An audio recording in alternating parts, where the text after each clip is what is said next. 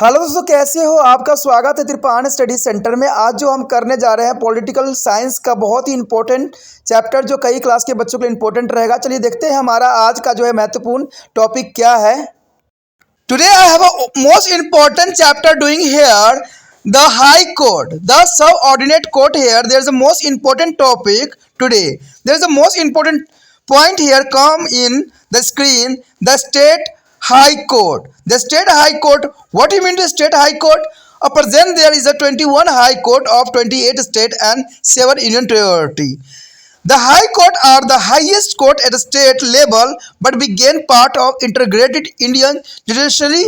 Their work under the superintendency and direct and control of the Supreme Court. There is the most important 21 high court for a 28 state and 7 union territory. There is the most important. The first is the topic here is the composition in the state high court. Their first point here, composition. There is a high court of the each state.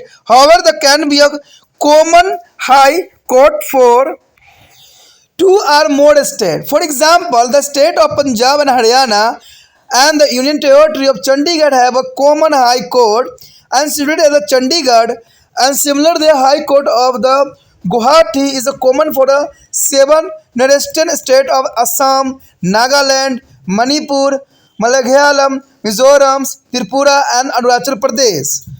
Delhi, though not a state, has it is own separate high court. Every high court has a chief justice and number of judge. The number of judge at the varies from state to state.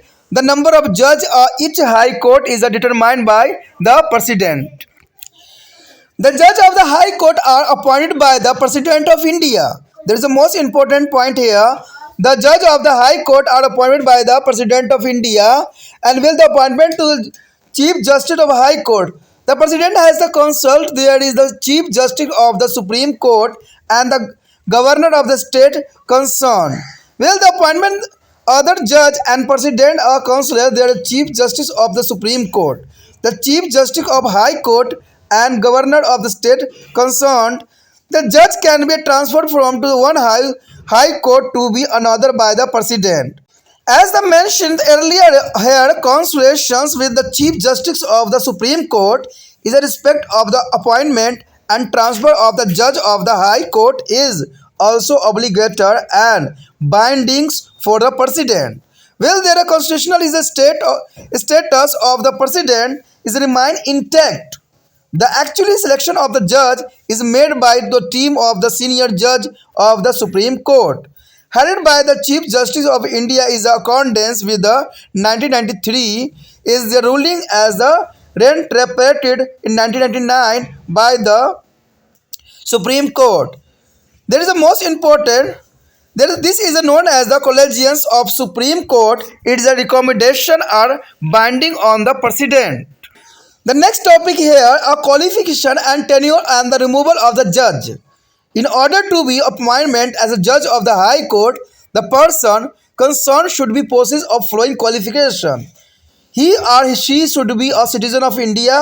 He or she should have to hold to judicially office at the district level as below for the least 10 years. And he or she should have been to the advocate in one or more high court for at least 10 years is continuously without a break. The once appointment the High Court is a judge hold the office till they are attained to the age of 62 years. There is a attained only 62 years. After retirement, there may be a appointment judge of Supreme Court or they may be practice as the advocate either is a Supreme Court it any High Court other than to the High Court in which they are serve as a judge. A High Court judge may be removed before he/she attained to age of 62 years. Only on the ground of incapacity or approved to the misbehavior, he and she may be removed if both the House of Parliament adopt the dissolution by the majority of their total membership and by the two-thirds of majority of member present and voting separately in each house in the same sessions. And such as the resolution is submitted the president who then can remove the concerned judge. This procedure is the same of the for removal of judge of the Supreme Court. जैसे कि दोस्तों यहाँ पर अत्यंत महत्वपूर्ण topic आया है राज्य उच्च न्यायालय। देखिए ये उच्च न्यायालय के अंतर्गत जो अधीनस्थ न्यायालय उसके विषय में हम विस्तार पूर्वक जानेंगे, लेकिन उससे पहले हम राज्य के उच्च न्यायालय के विषय में यानी हाई कोर्ट के बारे में जो है विस्तार पूर्वक जानेंगे। कहते हैं अगर वर्तमान में देखा जाए तो यहाँ पर 28 राज्य है, लेकिन अभी 29 राज्य होगा और जो है 9 केंद्र शासित प्रदेश होंगे। लेकिन यहाँ पर जो किताब लिखी गई थी उस समय जो बुक बनाई गई थी उसमें वर्तमान में 28 राज्य थे और 7 केंद्र शासित प्रदेश थे, जिसके लिए 21 उच्च न्यायालय का प्रावधान किया गया था। उच्च न्यायालय राज्य स्तर पर सबसे बड़े होते हैं, परंतु भारतीय न्यायिक प्रणाली का एक अंग होने के कारण सर्वोच्च न्यायालय की दिशा निर्देश का पालन सदैव करना पड़ता है, जो कि बहुत जरूरी है। देखिए 28 राज्य और 7 केंद्र शासित प्रदेश में 21 उच्च न्यायालय है। अब यहाँ पर कन्फ्यूज इस बात के लिए हो गए कि 28 राज्य और 7 केंद्र शासित प्रदेश में 21 उच्च न्यायालय हो सकते हैं। दोस्तों यहाँ पर कुछ न्यायालय जो होते हैं 2 या 4 स्टेट एक साथ मिलके एक जो है हाई कोर्ट मिलती है उनको, और कई जगह पर एकल ही होती है। तो इस वजह से जो है 21 उच्च न्यायालय के यहाँ प्रावधान किया गया है। यदि बात यहाँ पर करें हम इसी कॉम्पोजिशन की यानी संगठन की, तो कहते हैं प्रत्येक राज्य का एक उच्च न्यायालय होता है। इसमें 2 या 2 से अधिक राज्य के लिए एक संयुक्त राज्य उच्च न्यायालय भी हो सकता है, अर्थात पंजाब, हरियाणा, चंडीगढ़ के केंद्रीय प्रदेशों के लिए केवल एक उच्च न्यायालय है, चंडीगढ़ में स्थित है। यानी देखिए 3 स्टेट के लिए जो है सिर्फ एक ही उच्च न्यायालय है। इसी प्रकार गुवाहाटी में स्थित उच्च न्यायालय 7 उत्तरी पूर्वी राज्य जैसे असम, नागालैंड, मणिपुर, मेघालय, मिजोरम, त्रिपुरा, अरुणाचल प्रदेश के लिए है। यानी एक ही जो है उच्च न्यायालय ये जो है सारे के लिए है। जैसे कि आपको पता है 7 राज्यों के लिए है एक ही उच्च न्यायालय। इधर पे दिल्ली एक राज्य नहीं है, परंतु इसका एक अलग उच्च न्यायालय है। देखिए दिल्ली आज तक अभी राज्य नहीं बना है, सिर्फ ये यूटी में गिनती होती है। प्रत्येक उच्च न्यायालय में एक मुख्य न्यायाधीश और अन्य न्यायाधीश होते हैं। न्यायाधीशों की संख्या अलग अलग राज्य में भिन्न भिन्न हो सकती है। उच्च न्यायालय के न्यायाधीश भारत के राष्ट्रपति द्वारा जो है नियुक्त किए जाते हैं और न्यायाधीशों की संख्या भी राष्ट्रपति ही निर्धारित करते हैं।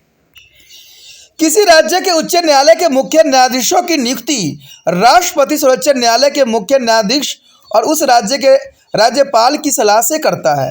अन्य न्यायाधीशों की नियुक्ति के लिए राष्ट्रपति सर्वोच्च न्यायालय के मुख्य न्यायाधीश और राज्य के उच्च न्यायालय के मुख्य न्यायाधीश तथा उस राज्य के राज्यपाल की सलाह से ही लेता है। न्यायाधीशों को एक उच्च न्यायालय के दूसरे उच्च न्यायालय में भी स्थानांतरित किया जा सकता है। स्थानांतरण में भी राष्ट्रपति को उच्च न्यायालय के मुख्य न्यायाधीश से सलाह लेनी ही होती है। संवैधानिक रूप से राष्ट्रपति ही नियुक्तियां करता है, परंतु 1993 में सर्वोच्च न्यायालय द्वारा किए गए फैसले के अनुसार वास्तविक चयन तो सर्वोच्च न्यायालय के वरिष्ठ न्यायाधीश द्वारा ही तथा मुख्य न्यायाधीश की अध्यक्षता में सर्वोच्च न्यायालय ही करता है। इसकी सिफारिश को राष्ट्रपति नकार नहीं सकता है। यानी देखा जाए तो राष्ट्रपति नियुक्ति करता है, लेकिन सारी प्रक्रिया जो होता है यहाँ पर जो है मुख्य न्यायाधीशों की अध्यक्षता में ही होती है। यानी राष्ट्रपति यहाँ पर सिर्फ नाम मात्र का फॉर्मेलिटी करते हैं, बाकी नियुक्ति तो जो देखा जाए तो वरिष्ठ न्यायाधीश ही कर देते हैं। ठीक है, तो ये प्रावधान किया गया है और ये प्रावधान बनाई भी गई है। उसके पश्चात हमारे समक्ष है योग्यता। देखिए एक उच्च न्यायालय के न्यायाधीशों की क्या योग्यता होनी चाहिए, क्या कार्यकाल होता था, न्यायाधीशों के पद से कैसे हटाया जा सकता है। उच्च न्यायालय में किसी व्यक्ति को न्यायाधीश होने के लिए उनमें से कुछ योग्यता होनी चाहिए। वो सबसे पहली बात तो वो कि वो भारत का नागरिक ही हो, जिला या उसे निम्न स्तर के न्यायालय में कम से कम 10 वर्ष तक न्यायाधीश के पद पर रहा हो, किसी एक या अधिक उच्च न्यायालय या उच्च न्यायालय में उसने लगातार 10 वर्ष तक वकालत किया हो। कहते हैं अगर एक बार उच्च न्यायालय का न्यायाधीश नियुक्ति होने के बाद 62 वर्ष की आयु तक पद पर बने रहते हैं। सेवानिवृत्ति के बाद उन्हें या तो सर्वोच्च न्यायालय में न्यायाधीश नियुक्त किया जा सकता है या वे उच्च न्यायालय या किसी ऐसे उच्च न्यायालय में वकालत भी कर सकते हैं जिनमें न्यायाधीश न रह चुके हों। किसी भी उच्च न्यायालय के न्यायाधीश जो है 62 वर्ष की आयु से पहले भी हटाया जा सकता है यदि वह असमक्ष हो अथवा उसका दुर्व्यवहार सिद्ध हो गया हो। यदि संसद के दोनों सदन अलग अलग एक ही पद सत्र में कुल सदस्य संख्या के पुण्य बहुमत अथवा उपस्थित सदस्यों के 2/3 बहुमत से प्रस्ताव पारित कर दिया जाता है तो न्यायाधीश को पद से हटाया भी जा सकता है। ऐसे प्रस्ताव राष्ट्रपति को पेश किया जाता है और फिर राष्ट्रपति उस न्यायाधीश को हटा देता है। यह प्रक्रिया ठीक वैसे ही है जिसके द्वारा सर्वोच्च न्यायालय के न्यायाधीशों को हटाने जाने का होता है। The next topic is the power and jurisdictions of the High Court. There is the most important topic here, power and jurisdiction of the High Court here. The High Court have a power to hear and decide a case which are the both directly to its. This power is called to original is the justifications and went to the High Court here to the appeal against the decision of the lower court. It is a call to the appellate judications. A high court is a mostly a court of appeal. Appeal in a both civil and criminal case as a both to be against the decision of the lower court. There is a first important topic here, original judication here. The original judication of the High Court is very limited. The case of allusion to the violations of the fundamental right can be studied in the High Court or in the Supreme Court. The High Court have the power to issue order to the restore the fundamental right of people, and we will be recall there this order to call to the breast. The power to the issue the breast here, you have a read the right of constitutional reminders in the relation of fundamental right that a Supreme Court and High Court can be issue the breast ensure that right of the people are not be violated either by the state or otherwise. The Constitution has specifically is given to the power to issue or contain the breast to the High Court. This court can be issued the breast which is the binding to direction of the court and to any person or authorities including to government of state concerned. The breast in their nature of the habeas to the corpus, mandamus and provisions and qua warranto and the cerimonia. Explained in lesson 6 for the enforcement of the right of the people. This power is exercised to the original justifications of the High Court and not be is a derogators or similar power of Supreme Court. A High Court can be heard the petition in the original judication challenge there is elections of the member of the Parliament State Legislative Assembly. It can be set aside or election of a member if it is a find that he or she use a corrupt mean in his election. All the lower court is a function under to the superintendent's control and guidance of the High Court in their state. The High Court heard appeal against the judgment of the subordinate court in civil case. Appellate judication extend to all such a case which involve to the amount of setting to the 5 lakh. Any party of the civil discharge which is dissatisfied with the decision of the district court may be appealed against to discussion of the district court in the High Court. It is also here a case relating to the patents and the designing and successions, land acquisitions and insolvency of the guardianship. The High Court here to decide to the appeal against this discussion of the sessions as a court is a criminal case on the accused who is the found guilty by the sessions court and the awarded as a sentence may be file an appeal against the verdict of the sessions court. Sometimes even state may be appeal against to the session court judgment for the enhancement of the punishment. The High Court may be accept the decision of the session court or alter it on the increasing or reducing the sentence or the change of nature of the sentence or may be acquitted or accused. However, if you accused is the awarded of a death sentence by the session court, the sentence must be confirmed by their High Court before the person is hanged to the death. Even if the accused does not be filed on appeal against death sentence, the state is referred to the High Court for a confirmation. The next year, transfer of the cases to the High Court. If a High Court is certified that a case are pending in the subordinate court involve a subordinateness of question law as the interpretation of the Constitution, the High Court may be withdraw such a case from to the lower court. After examining the case, the High Court may be either deposed if of itself or may be return it to be a lower court with the instruction for the disposal of their case. The next year, superintendence of the subordinate court. A high court has to be right to the superintendency and the control over all the subordinate court in all the matter of the judicially and administrative nature. In the exercise of the power of the superintendence, the high court may be called for any information from the lower court, may be make and issue general rule and prescribe a norms for the regulating the practice and proceedings of this court, and it is may be issue such a direction from time to time as it may be deemed necessary. It can also make a rule and regulation relating to the appointment, dimensions, demotion and promotions, and the leave of the absence from the officer for the subordinate court. And next year, court of record. A high court is also court of record like a supreme court. Lower court in a state are bound to be follow the decision of the high court, which are stated of the president. A high court has also the power to punish for it's a concept of the precept. यदि बात करें हम उच्च न्यायालय की शक्ति और न्याय क्षेत्र की, तो ये काफ़ी इंपॉर्टेंट रहेगा। कहते हैं उच्च न्यायालय के पास कुछ मामले में सीधी सुनवाई और फैसले का अधिकार है, इसे आरंभिक क्षेत्र अधिकार कहते हैं। और जब किसी न्यायालय के फैसले के विरुद्ध सुनवाई उच्च न्यायालय में होती है तो इसे हम अपीली क्षेत्र अधिकार कहते हैं, यानी अपीली क्षेत्र अधिकार के अंतर्गत आता है।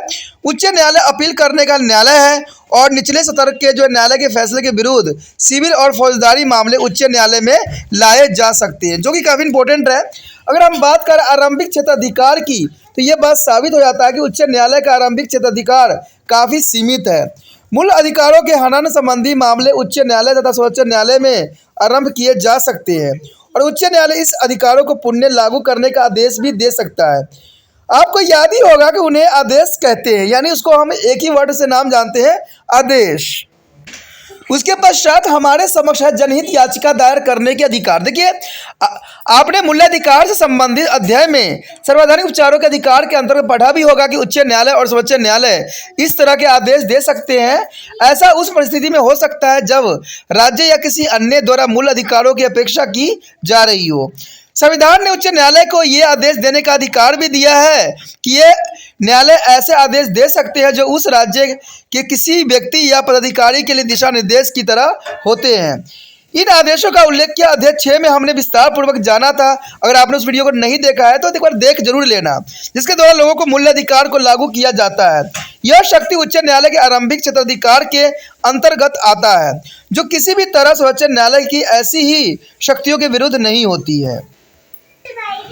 उच्च न्यायालय अपने आरंभिक क्षेत्राधिकार के अंतर्गत किसी भी सांसद या विधायक के चुनाव के विरुद्ध की गई याचिका पर सुनवाई कर सकता है। उच्च न्यायालय यदि पता है कि संसद या विधायक ने भ्रष्ट प्रकार से चुनाव जीता है तो वह उस चुनाव को रद्द भी कर सकता है। राज्य के सभी निम्न स्तरीय न्यायालय उस राज्य के उच्च न्यायालय के निर्देश पर कार्य सदैव करता है। निम्न स्तरीय न्यायालय के फैसले के विरुद्ध मामले की सुनवाई उच्च न्यायालय करती है और सिविल मामलों में जिनकी अनुमति राशि जो होती है 5 लाख से ऊपर हो चुकी, उनकी सुनवाई उच्च न्यायालय में किया जाता है। कहते हैं कोई भी पार्टी जो जिला सत्र न्यायालय के फैसले से असहमत हो वो उच्च न्यायालय में अपील कर सकता है, जैसे कि पेटेंट, डिजाइन, उत्तराधिकारी के मामले, भूमि अधिग्रहण तथा अभिभावक बनने के संबंधी मामले भी जो है अपील भी उच्च न्यायालय में सुनी जा सकती है। उच्च न्यायालय सेशन कोर्ट की आपराधिक मामलों की भी सुनवाई करती है। यदि सेशन कोर्ट में कोई व्यक्ति अपराधी साबित हो तो वह उसके विरुद्ध अपील कर सकता है। कभी कभी राज्य भी सजा बढ़ाने के लिए सेशन कोर्ट से अपील कर सकता है। उच्च न्यायालय सेशन कोर्ट के फैसले को स्वीकार भी कर सकता है। यह सजा के प्रकार को बदल भी सकता है या दोषी को मुक्त भी कर सकता है।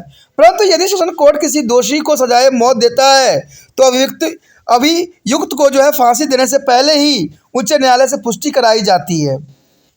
दोषी द्वारा अपील न किए जाने के बाद भी राज्य उस मामले को उच्च न्यायालय में पुष्टि के लिए भेज देता है।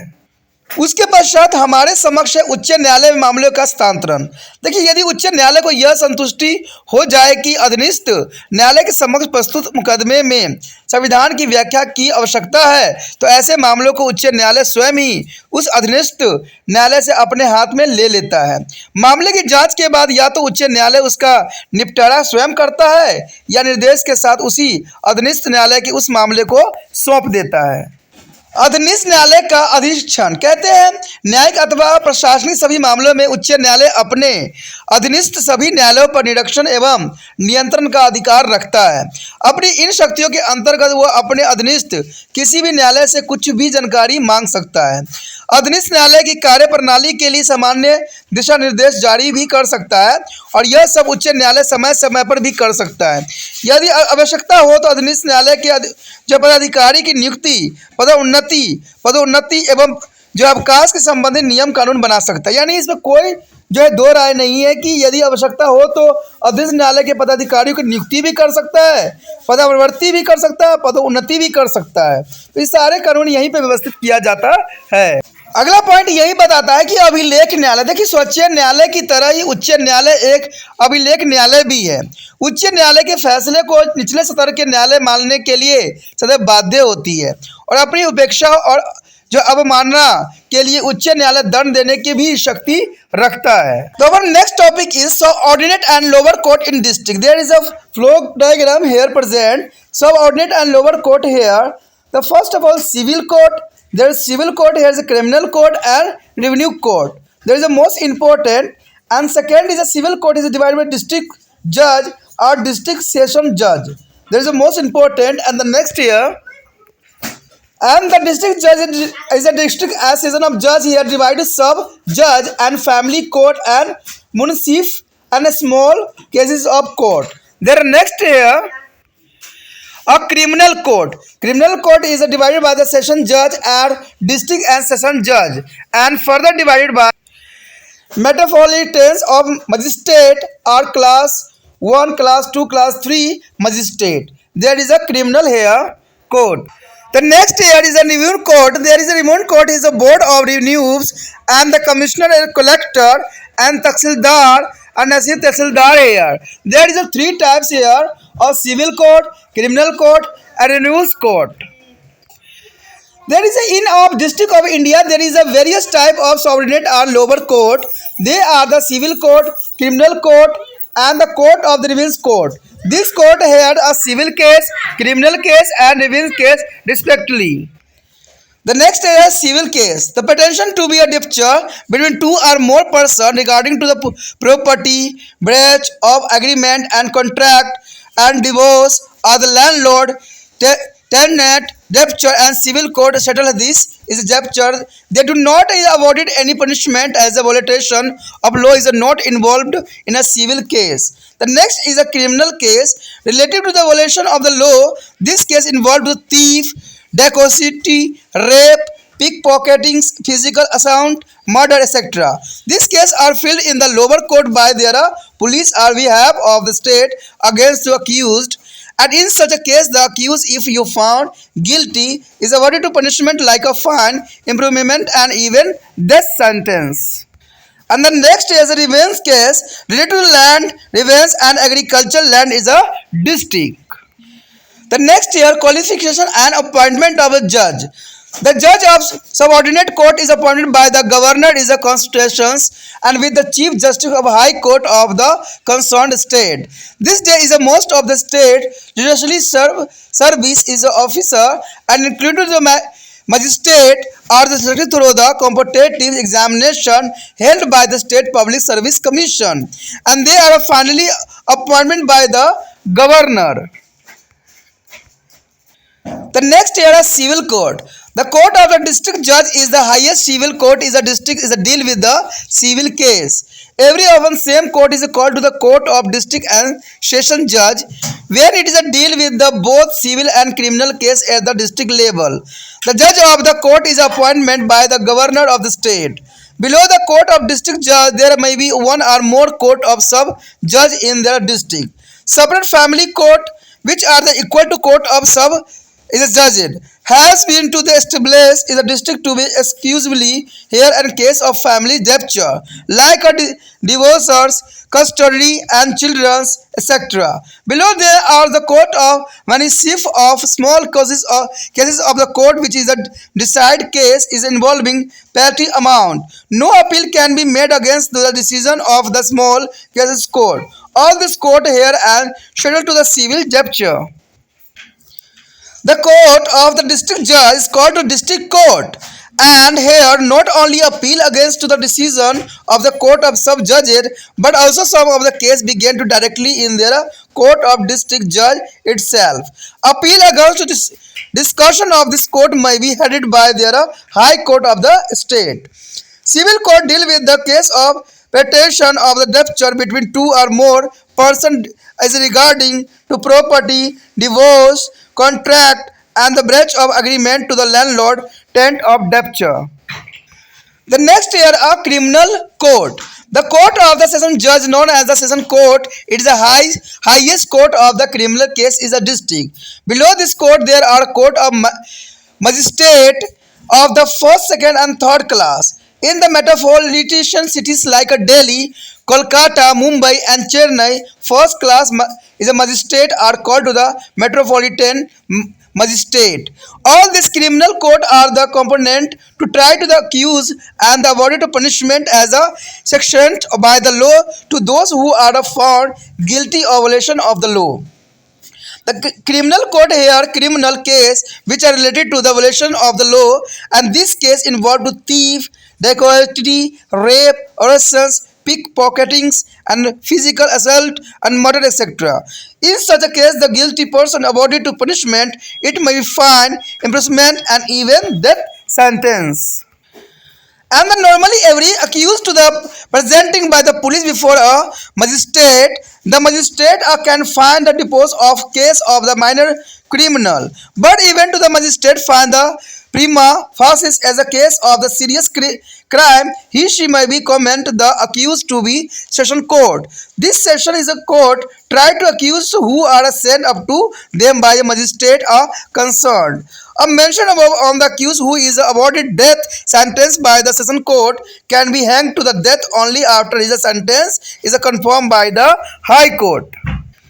The next year, revenue court deal with the case of the land revenue in the state. The highest revenue court is the district is the body of the revenue. Under it is the court of commissioner, collector, and tahsildar and the assistant tahsildar. The board of revenue is here to the final appeal against all the lower revenue court under it. देखिए यहाँ पर जिला स्तर पर अधीनस्थ न्यायालय के विषय में हमने चर्चा करना है, जिसमें अधीनस्थ यानी सब ऑर्डिनेट में कौन कौन से न्यायालय आता है। तो देखिए इसमें जो आता है सिविल कोर्ट आ जाता है, आपराधिक न्यायालय आ जाता है और राजस्व न्यायालय आ जाता है। तो ये तीनों का अपना एक महत्व है। अगर हम सिविल कोर्ट में देखें तो सिविल कोर्ट जो होती है डायरेक्टली जो है डिवाइड कर जाता है जिला जज या जिला और सेशन जज के रूप में चला जाता है। अगर उसके बाद देखें हम तो उसी के नीचे जो हो जाता है उप न्यायाधीश पारिवारिक कोर्ट्स आ जाता है, उसके बाद आ जाता है मुंसिफा, उसके बाद आता है सूक्ष्म मामले न्यायालय। यानी धीरे धीरे जो होती है इसकी सतर जो होती है घटती चली जाती है। यदि हम बात करें दूसरे का जो कि क्रिमिनल यानी अपराधी न्यायालय के अंतर्गत आता है, ये जो आएगा ये सेशन जज या जिला सतर और सेशन कोर्ट से जो है अपराधी न्यायालय तक जाएगा। उसके पहले जो होगा उसकी सुनवाई मेट्रोपोलिटन स्टेट में आएगा, जिसके अंतर्गत प्रथम श्रेणी मजिस्ट्रेट, द्वितीय श्रेणी मजिस्ट्रेट और तृतीय श्रेणी मजिस्ट्रेट आएगा। यानी यहाँ से सुनवाई हो जाएगा तब जाके क्रिमिनल कोर्ट तक पहुँचेगा, उसके बाद हाई कोर्ट तक पहुँचेगा और हाई कोर्ट में सुनवाई हो जाती है तो सुप्रीम कोर्ट तक जाएगा। यदि तीसरी की बात करें जिसमें राजस्व न्यायालय है, तो राजस्व न्यायालय तक पहुंचने के लिए उसे राजस्व बोर्ड पर पहले जाना पड़ेगा और उससे पहले आयुक्त कलेक्टर के पास जाएगा और उससे पहले तहसीलदार के पास जाएगा और उससे पहले नवाब तहसीलदार के पास जाएगा, तब जाके राजस्व न्यायालय तक जाएगा। यानी नवाब तहसीलदार, उसके बाद तहसीलदार, उसके बाद आयुक्त कलेक्टर, उसके बाद राजस्व बोर्ड और उसके बाद राजस्व न्यायालय के अधीन जाएगा। तो ये सारे जो होते हैं अपने अपने प्रोसेसिंग होने के पश्चात ही राजस्व न्यायालय तक पहुंचती है। यानी कोई भी चीज़ होती है उसको पहले छोटे लेवल पर देखा जाता है और तब जाके जो है उच्च लेवल पे ये पहुंचती है। भारत के प्रत्येक जिले में विभिन्न प्रकार के अधीनस्थ या निम्न स्तरीय न्यायालय के प्रावधान किया गया है। आप देखोगे तो हर एक गांव, हर एक क्षेत्र में आपको न्यायालय का जो है कोई ना कोई प्रावधान जरूर मिल जाएगा।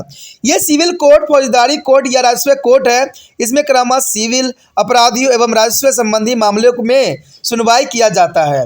कहते हैं सिविल मामलों में वे मामले हैं जिन्हें दो या दो से अधिक व्यक्तियों में जायदाद के लेकर झगड़े हो जाते हैं और किसी समझौता का उल्लंघन तलाक या मकान मालिक किराएदार के झगड़े का भी सिविल कोर्ट में ही निपटारा किया जाता है।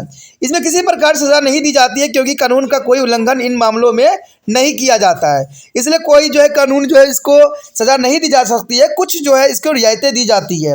अपराधी मामलों में अगर देखा जाए तो कानून के उल्लंघन से संबंधित होते हैं। इसमें चोरी, डकैती, बलात्कार, जेब कतरा, ठीक है, और शारीरिक आघात और हत्या आदि शामिल होते हैं।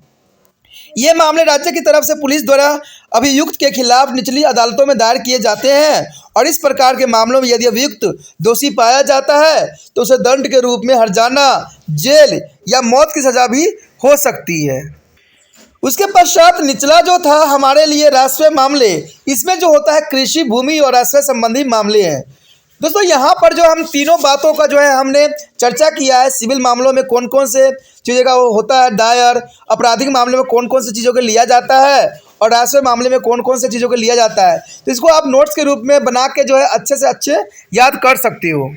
उसके पश्चात हमारे समक्ष आता है न्यायाधीशों की नियुक्ति और योग्यता। देखिए, अधीनस्थ न्यायालय के न्यायाधीशों की नियुक्ति उस राज्य का राज्यपाल उस राज्य के उच्च न्यायालय के मुख्य न्यायाधीश की सलाह पर करता है। आजकल अधिकांश राज्य में न्यायिक अधिकारियों का चयन राज्य लोक सेवा आयोग द्वारा आयोजित प्रतियोगिता परीक्षा के माध्यम से हो रहा है। उन्हें राज्यपाल द्वारा अंतिम रूप से नियुक्त किया जाता है। कोई भी व्यक्ति जो कम से कम 7 वर्ष से वकालत कर रहा हो, राज्य अथवा केंद्र सरकार में कार्यरत हो, वह जिला न्यायालय का न्यायाधीश बनने का पात्र होता है, बशर्ते कि वांछनीय न्यायिक योग्यता रखता हो। कहते हैं, अगर हम अगला बात देखें जो है कि सिविल कोर्ट है, तो सिविल कोर्ट के अंतर्गत यही बात देखा जाता है कि दीवानी मामलों की सुनवाई के लिए जिला जज न्यायालय किसी जिले का सर्वोच्च जो है सिविल न्यायालय होता है। इसे हम बहुधा सेशन या जज जिला न्यायालय के नाम से भी जानते हैं। जब यह जिला स्तर पर दीवानी और अपराधी मामले की सुनवाई करता है तो इस न्यायालय के न्यायाधीश राज्य के राज्यपाल द्वारा नियुक्त किए जाते हैं। जिला जज न्यायालय के निचले अन्य जो है न्यायाधीशों के एक से एक या अधिक न्यायालय भी हो सकते हैं। पारिवारिक न्यायालय भी स्थापित किए गए हैं जो पारिवारिक मामले जैसे तलाक, बच्चों की अभिभावकता आदि मामलों की सुनवाई करते हैं। उनके जो है नीचे मुनिसिफ न्यायालय तथा सूक्ष्म मामले की कोर्ट स्थापित किए गए हैं जिसमें कम राशि में संबंधी मामलों की सुनवाई होती है। सूक्ष्म मामले न्यायालय के फैसले के विरुद्ध और कहीं अपील नहीं की जा सकती है। ये सभी न्यायालय दीवानी झगड़े के सुनवाई करके फैसला सुनाते हैं। जिला न्यायालय केवल उस न्यायाधीशों के फैसले के विरुद्ध की गई अपीलों को ही सुनता है, बल्कि बिल्कुल नए मामले भी सीधे यहाँ प्रारंभ होते हैं। इस न्यायालय के फैसले के विरुद्ध राज्य के उच्च न्यायालय में भी अपील किया जा सकता है। उसके पश्चात हमारे समक्ष है फौजदारी न्यायालय। देखिए, सेशन जज का न्यायालय जिसे सेशन कोर्ट भी कहते हैं, जिले में फौजदारी मामले की सुनवाई का सबसे बड़ा न्यायालय है। इस न्यायालय के निचले प्रथम, द्वितीय और तृतीय श्रेणी जो मजिस्ट्रेट के अदालतों होती हैं, महानगर शहर जैसे दिल्ली, मुंबई, कलकत्ता, चेन्नई आदि में इन्हें जो है मेट्रोपॉलिटन मजिस्ट्रेट भी कहते हैं। इन सभी फौजदारी मामलों में अभियुक्त और मुकदमा चलाया जा सकता है और दोषी पाए जाने पर कानून के तहत सजा भी दी जा सकती है। अपराधी न्यायालय में कानून के उल्लंघन संबंधी मामले की सुनवाई होती है जिसमें चोरी, डकैती, बलात्कार, जेब कतरा, शारीरिक आघात और हत्या आदि शामिल होते हैं। इन मामलों में दोषी को सजा भी दी जा सकती है, जुर्माना भी, जेल भी या मृत्यु दंड भी। सामान्यतः प्रत्येक अभियुक्त की पुलिस द्वारा मजिस्ट्रेट के समक्ष पेश किया जाता है, यानी 24 घंटे के अंदर जो है मजिस्ट्रेट के सामने पेश करने का प्रावधान किया गया है। मजिस्ट्रेट छोटे मोटे मामले का तुरंत निपटारा कर सकता है, परंतु यदि मजिस्ट्रेट मामले को गंभीर समझता है तो अभियुक्त को सेशन कोर्ट में मुकदमा चलाता है। जैसे कि पहले बताया जा चुका है कि किसी भी अपराधी को सेशन कोर्ट द्वारा मृत्युदंड दिया गया है तो केवल उच्च न्यायालय द्वारा सजा की पुष्टि के बाद ही उसे मृत्युदंड दिया जा सकता है, जो कि बहुत बड़ी प्रावधान है। उसके पश्चात आता है राष्ट्रीय न्यायालय। देखिए, राष्ट्रीय न्यायालय राज्य में भूमि राष्ट्र संबंधी मामलों को देखता है। राज्य में सबसे बड़ा उच्च राष्ट्रीय न्यायालय राष्ट्रीय बोर्ड ही होता है। इसके अंतर्गत आयुक्त न्यायालय, कलेक्टर, तहसीलदार और सहायता तहसीलदार होते हैं। राष्ट्रीय बोर्ड उन सभी मामलों की सुनवाई करती है जिन्हें निचली अदालत के फैसले के विरुद्ध अपील की जाती है, यानी यहाँ पर हर एक मुकदमा सुनी जाती है। भू राष्ट्रीय का अर्थ यही होता है कि ये एक प्रकार का कर है जो सरकार किसानों से कृषि योग्य भूमि पर लगाती है। कहते हैं यहाँ पर हमने जो है जिला स्तर से लेके जो है निम्न स्तर के हर एक उच्च न्यायालय के विषय में चर्चा किया है, जो कि बहुत काफ़ी इंपॉर्टेंट है, और सबका हमने कार्य प्रणाली के विषय में भी विस्तार पूर्वक जाना और समझने की कोशिश किया। तो इसी के साथ हमारा ये चैप्टर खत्म हो जाता है। अगला चैप्टर अत्यंत महत्वपूर्ण है, तो अगला चैप्टर देखना मत भूलना। ठीक है, अगर आपको अच्छा लगा तो लाइक से सब्सक्राइब जरूर करना। इसमें से जो है 2 बातें इंपॉर्टेंट रहता है कि जितना हो सके इस वीडियो को दूसरे बच्चे तक पहुंचाने का भी उद्देश्य होना चाहिए आपके मन में। ठीक है, तभी आप त्रिपान स्टडी सेंटर का हेल्प कर सकते हो। ठीक है, दूसरी बात ये रहता है कि अगर आप पहली बार वीडियो देख रहे थे तो आपको जो है चैनल सब्सक्राइब करना अत्यंत महत्वपूर्ण रहता है, क्योंकि अगर आप दूसरी बार टॉपिक रिसर्च करोगे तो आपको त्रिपान स्टडी सेंटर द्वारा बनाया गया वीडियो प्राप्त नहीं होगा, उसके जगह पर कोई और वीडियो प्राप्त होगा जो पहले से ही यूट्यूब पे मौजूद होगा। तो इसलिए आपको जो है चैनल सब्सक्राइब करके रखना चाहिए। चैनल सब्सक्राइब करने से क्या होता है कि आपको जो है हम त्रिपान स्टडी सेंटर का जो है होम पेज मिल जाता है, जहाँ पर आपको वीडियो का सभी ऑप्शन मिल जाता है। तो आप अपने टॉपिक वाइज उस वीडियो को देख सकते हो, समझ सकते हो, या मोबाइल में सेव भी कर सकते हो।